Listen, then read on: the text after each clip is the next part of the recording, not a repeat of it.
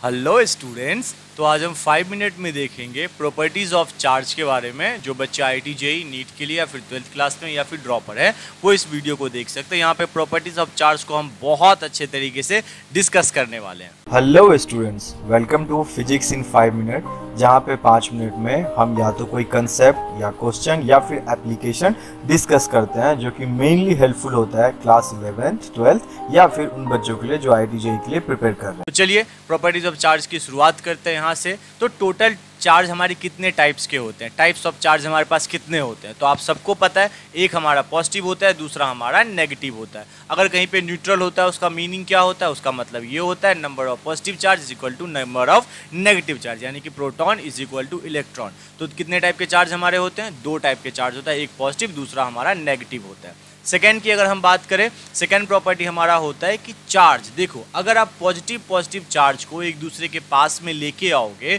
तो वो एक दूसरे को रिपेल करेंगे, अपने से दूर भगाएंगे। और अगर आप नेगेटिव को भी लेके आ रहे हो तब भी एक दूसरे से दूर भगा रहे हैं। अगर आप पॉजिटिव और नेगेटिव को अगर एक दूसरे के पास ला रहे हो तो आप यहाँ पे देख सकते हो ये अट्रैक्ट कर रहे हैं एक दूसरे को अपने तरफ। यहाँ पे जब नेगेटिव और पॉजिटिव को आप पास में ला रहे हो तब भी आप यहाँ पे देख सकते हो कि यहाँ पे ये दोनों एक दूसरे को अट्रैक्ट कर रहे हैं। मतलब यहाँ से और यहाँ से हमने क्या सीखा, यहाँ इन दोनों जगह से हमने सीखा कि सेम चार्ज जो होगा रिपेल ईच अदर, एक दूसरे को अपने आप से दूर भगाएंगे। और जो हमारे अपोजिट चार्जेस होंगे, जो पॉजिटिव और नेगेटिव अलग अलग चार्ज होगा हमारा, वो क्या करेगा, they will attract each other. तो ये हमारा सेकेंड प्रॉपर्टी हो गया। Now we are moving to the third property. Third property हमारे पास ये है कि charge is quantised, quantisation of charge. कहीं पे आपको क्वांटाइज लिखा देखिएगा, कहीं पे क्वांटाइजेशन ऑफ चार्ज आपको लिखा हुआ मिलेगा। इसका मतलब क्या होता है, हम किसी चार्ज को मान लेते हैं हमारे पास 2 कूलम चार्ज है, तो उस चार्ज को हम कैसे ट्रांसफर करते हैं या फिर कैसे डिस्ट्रीब्यूट करते हैं, उस चीज़ को हम लोग चार्ज इज क्वांटाइज में समझेंगे। तो उसके लिए एक बहुत छोटा सा फॉर्मूला होता है, Q is equal two plus minus NE। यहाँ पे n क्या है, एनी इंटीजर, कुछ भी 2 4 5 6 10 कुछ भी हो सकता है। और E क्या है, इलेक्ट्रॉन, यानी कि इलेक्ट्रॉन पे जो चार्ज आपका होता है 1.6 मल्टीप्लाई 10⁻⁻⁹ कूलम ये होता है।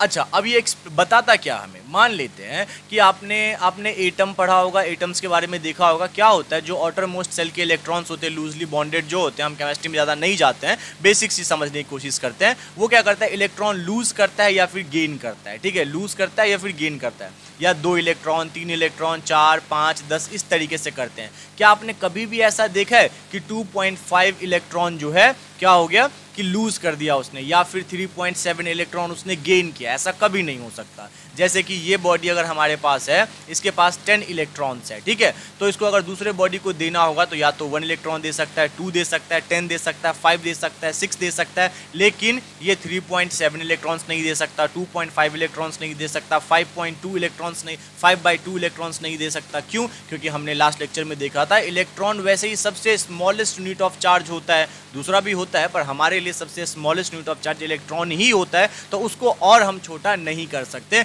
और उसको हम ब्रेक नहीं कर सकते। नेक्स्ट की तरफ हम लोग बढ़ते हैं। तो charge is conserve for any isolated system. कौन से सिस्टम में कंजर्व होगा, तो इस चीज को याद रखना, फॉर आइसोलेटेड सिस्टम। किसमें? आइसोलेटेड सिस्टम में।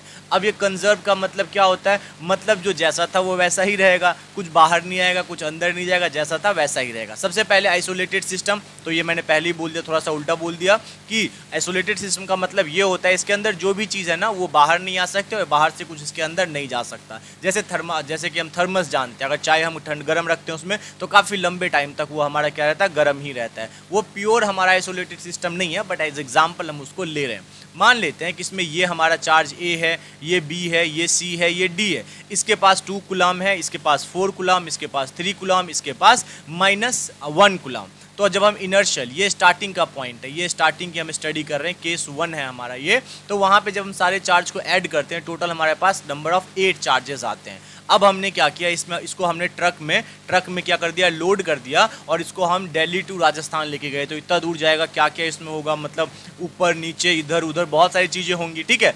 अब जो है ये चार्ज कुछ ऐसा हमारा दिखने लगा। अब हमारे पास ये A है, ये B है, ये C है, इसके पास 1 कूलम है, इसके पास 6 कूलम है, इसके पास 1 कूलम है। लेकिन अभी भी हम जब सबको ऐड करेंगे तो क्या होगा, टोटल चार्ज हमारा 8 कूलम ही मिला हमें। तो अगर आप यहाँ से कंपेयर करते हो तो इनर्शियली जितना चार्ज हमारे पास था फाइनल में भी हमारे पास उतना ही चार्ज है। तो charge is conserve for any isolated system. उसके बाद हम आगे बढ़ते हैं, तो जो SI यूनिट ऑफ चार्ज हमारा होता है वो कूलम होता है, जिसको हम लोग C से रिप्रेजेंट करते हैं। उसके बाद में एक और आपको बता दूं कि चार्ज जो हमारा होता है वो हमारा स्केलर क्वांटिटी होता है। क्या, कौन सा क्वांटिटी होता है? Charge is scalar quantity. इससे बेनिफिट क्या होगा कि हम लोग बहुत ईजिली इसको ऐड सब्सट्रैक्ट कर सकते हैं, हमें वेक्टर और उसके लॉज में जाने की कोई भी नीड नहीं है। तो ये चीज़ आपको पता चल गया। उसके बाद अगर एक प्रॉपर्टी की और हम बात करें तो यहाँ पर हम एक प्रॉपर्टी ये समझ सकते हैं कि चार्ज जो है हमारा वो इंडिपेंडेंट ऑफ वेलोसिटी है।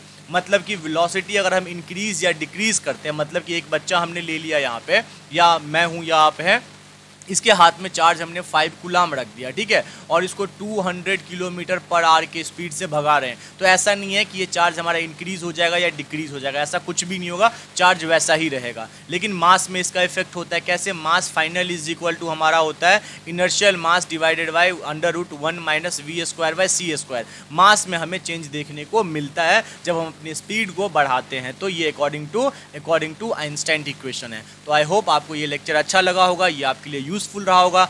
अगर आपने लास्ट तक वीडियो देखा है ना, तो मुझे कमेंट में आप क्या कर सकते हो, 3 स्टार बना के कमेंट करो। इसका मतलब मैं समझ जाऊंगा that you are serious about your study. आप अपने पढ़ाई को लेके बहुत सीरियस हैं और आप बहुत अच्छे से प्रिपरेशन कर रहे हैं, और भगवान की दया से आपका बहुत अच्छे सिलेक्शन भी होने वाला है। और नहीं देखा तो कोई बात नहीं, अगर आपने वीडियो देखा है तो अगर आपको लगा यूजफुल है तो please like the video, subscribe the channel, hit the bell icon so you get the notification whenever I upload and come live to the for the lecture. ठीक है, चलिए बाय बाय, मिलते हैं नेक्स्ट लेक्चर में।